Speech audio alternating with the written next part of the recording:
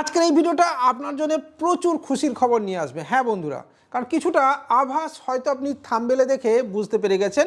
একদম proper device নিয়ে আজকে কথা হবে, কারণ এই মুহূর্তে L1 ডিভাইস ছাড়া অন্য কোনো কথা আমাদের এই ফিনটেক ইন্ডাস্ট্রিতে কিন্তু নেই। তাই পুরো কথাটা আজকে হবে এই L1 ডিভাইস নিয়ে। হ্যাঁ, সেটা মন্ত্রা ডিভাইস নিয়ে হবে, মরফো ডিভাইস নিয়ে হবে, আইরিস ডিভাইস নিয়ে হবে, আর সাথে থাকবে কিছু আনুষঙ্গিক ডিভাইস। গত কয়েকদিন ধরে ডিভাইস রিগার্ডিং যে কলস মেসেজিং আমাদের কাছে আসছিল, সেখান থেকে দুটো জিনিস পরিষ্কার হয়ে যায় যে L1 ডিভাইসের যে ভ্যালিডিটি টাইম সেটা এক্সটেন্ডেড হতে চলেছে। কিন্তু যেহেতু কোনো ধরনের কোনো আপডেট আমার কাছে ছিল না, তাই আমি এই সম্পর্কে কোনো কথাই বলতে পারছিলাম না। কিন্তু এই মুহূর্তে L1 ডিভাইসের টাইম এক্সটেন্ডেড হতে চলেছে। এটা হচ্ছে প্রথম বিগ ব্রেকিং নিউজ। এবার বলবেন তাহলে সমস্যা কোথায়, সুবিধা কোথায়? এটা দুটো দিক আপনার আলোচনা করা দরকার। আর কেনই বা এই এক্সটেন্ড করার সিদ্ধান্ত, সেটাও আপনার জানা দরকার। প্রথমত বলি, এই মুহূর্তে গোটা ভারতবর্ষের নিরিখে মোটামুটি প্রায় 4 কোটি থেকে 5 কোটি এই ধরনের ছোট কাউন্টার রয়েছে, যারা এই ধরনের banking related APS DMT, money transfer, recharge এই ধরনের কাজের সঙ্গে যুক্ত। এছাড়াও সিম অ্যাক্টিভেশন, ব্যাংক CSP, এছাড়া মেন ব্যাংকের ব্রাঞ্চেও বিভিন্ন ধরনের ফিঙ্গারপ্রিন্ট ডিভাইসের ইউজ হয়ে থাকে। তো এই বিশেষত সেখানে মরফোকে বেশি প্রেফার দেওয়া হয়, ঠিক আছে, মন্ত্রার থেকে। তার মানে যেটা মূল গল্প হয়ে দাঁড়ালো যে 4.5 কোটি বা 5 কোটি ডিভাইসের একসঙ্গে একটা প্রয়োজন হয়ে পড়বে, যেখানে 30শে জুন যদি L0 ডিভাইস বন্ধ হয়ে যায়। এবার L0 ডিভাইস কি, সেটা অলরেডি আমরা অনেকবার আগে বলেছি, তবুও বলে দিচ্ছি যে এই মুহূর্তে রিসেন্টলি যদি আপনি কোনো ডিভাইস না পারচেজ করে থাকেন, তাহলে আপনার বাড়িতে যা যা ডিভাইস আছে তাহলে সবগুলোই মোটামুটি L0 ক্যাটাগরির মধ্যে পড়ে।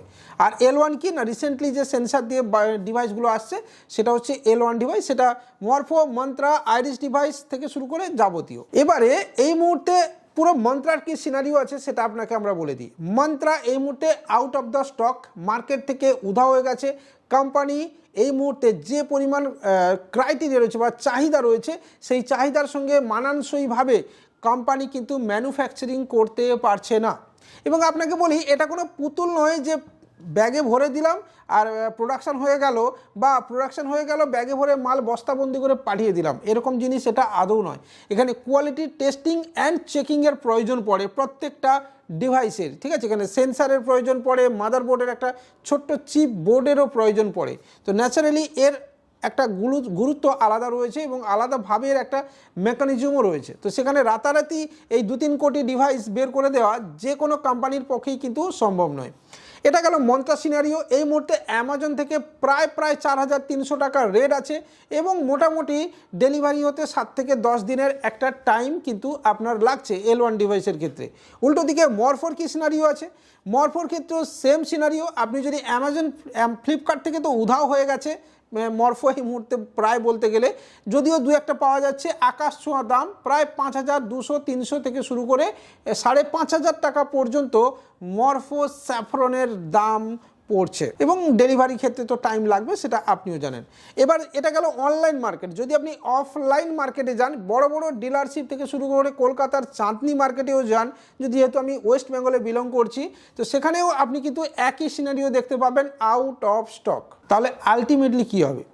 তাই এই মুহূর্তে যেটা আমাদের কাছে আপডেট আসছে যে L0 যে ডিভাইস আপনার রয়েছে সেটাকে টাইম এক্সটেন্ডেড করা হচ্ছে। মোটামুটি ধরে নিতে পারেন 1 থেকে 3 মাস মতো এক্সটেনশন আপনাকে দেওয়া হচ্ছে। হ্যাঁ, ক্লিয়ারলি বলছি, 1 থেকে 3 মাস পর্যন্ত এক্সটেনশন আপনাকে দেওয়া হচ্ছে। তাই যারা হুড়মুড়িয়ে ডিভাইস কিনছিলেন, আমি বলবো ধীরে সুস্থে ডিভাইস কিনুন। কিন্তু এখানেও একটা সমস্যা আছে আপনার। কি সমস্যা না, যদি আপনার রিসেন্টলি আপনার L0 রয়েছে ডিভাইস, সেটা মরফো হোক বা মন্ত্রা, সেখানে কি হচ্ছে না, আপনার রিচার্জ ফুরিয়ে গেছে, আপনাকে RD সার্ভিস করতে হবে, ঠিক তো? তো সেখানে আপনি কি করবেন? আপনি এবারে ভাবছেন আমার কি করা উচিত, আমার কি RD সার্ভিস করা উচিত নাকি একটা নতুন ডিভাইস নেওয়া উচিত? এক্ষেত্রে আপনাকে বলবো যে আপনার একটা নতুন ডিভাইসই নেওয়া উচিত, কারণ RD সার্ভিস করতে গেলে মোটামুটি অ্যারাউন্ড 500 টাকা আপনার কস্টিং কিন্তু আসবে। তো 500 টাকা আপনার গেল 2-3 মাসের জন্য, বা যদি 3 মাস না হয় 1 মাস হয়, তাহলে 1 মাসে 500 গেল। তো তো ওটা বাদ দিয়ে বরং বেটার হবে একটা প্রপার L1 ডিভাইস কেনা, তবে সেটা মরফো বা মন্ত্রা বা আইরিস ডিভাইসও নিতে পারেন। এর সাথে সাথে আপনাকে বলি যে ব্লুটুথ প্রিন্টার থেকে শুরু করে সব ধরনের রোল এগুলো আমাদের কাছে এবারে অ্যাভেলেবল হতে চলেছে। এছাড়া আরও বেশ কিছু ডিভাইস যেগুলো আমাদের এই ধরনের বিজনেসে খুব কাজে লাগে, এই ধরনের ডিভাইস খুব শিগগিরই আমাদের কাছে অ্যাভেলেবল স্টক আপনি দেখতে পেয়ে যাবেন। তো এই হচ্ছে বর্তমান সিনারিও। এবার আপনার কি করা উচিত, ডিসিশন আপনি নেবেন। এই খবর আপনার কেমন লাগলো সেটা আপনি অবশ্যই কমেন্টে জানাবেন, তার সাথে সাথে শেয়ার করবেন আপনার পার্শ্ববর্তী দোকানদারের সাথে, বন্ধুদের সাথে যারা এই বিজনেসের সঙ্গে যুক্ত আছে, কারণ তারাও হয়তো হতাশাগ্রস্ত হয়ে বা চিন্তামগ্ন আছে যে কি হবে ডিভাইস না থাকলে, এই ব্যবসা কিভাবে চলবে, যেহেতু তাদের এই ছোট্ট ছোট্ট ইনকামের জায়গা থেকে তাদের সংসার চলে। তাই বন্ধুদের সঙ্গে শেয়ার করতে ভুলবেন না, চ্যানেলটাকে সাবস্ক্রাইব করে রাখবেন, বেল আইকন বাজিয়ে রাখবেন। আর অবশ্যই যদি আপনার L1 ডিভাইসের কোনো প্রয়োজনীয়তা থাকে তাহলে আমার এই নাম্বারে হোয়াটসঅ্যাপ করতে ভুলবেন না।